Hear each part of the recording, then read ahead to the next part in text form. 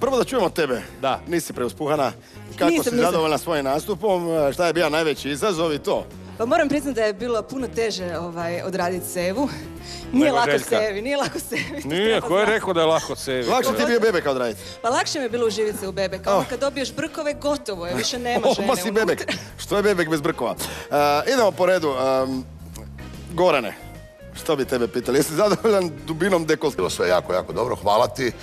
Poslušajmo moje druge. Ali moram reći da mi malo mi je falilo onog Severininog botinskog seksi pila. Malo si možda bila opterećena koreografijom, prelascima, previše si razmišljala. Recimo da sad nije možemo... te zavela, hoćeš reći? Ma neću reći da me nije zavela, sve je savršeno korektno odrađeno. Dakle, a pjevački mi je možda malo... S Klavijom Šeširićem, Tomo Milen.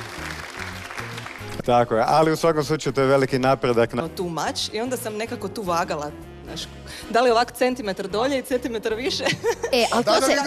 Ja mislim da to... Razmišljala sam o centimetrima, što žene ne bi trebalo. Pa ne bi trebalo. Pa ja to... Jel ti sad žao što si došla? Misliš kad priča dobra pjevačica i njena ogromna karta je karta... Evo, znam za drugi put kad budem krila Severina. Dobro, imaš još do kraja emisije. Sjedi tamo. Hvala lijepo. Za Mari Perčić!